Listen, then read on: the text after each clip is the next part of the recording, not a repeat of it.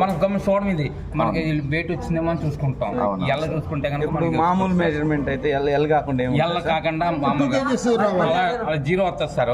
2 kgs రావాలి sir. ఇది ఇలా రావాలి సార్. ఇది ఇలా రావాలి. దీనికి ఏం నొక్కినా సరే ఏం నొక్కినా సరే రాదండి. అదే నొక్కినా సరే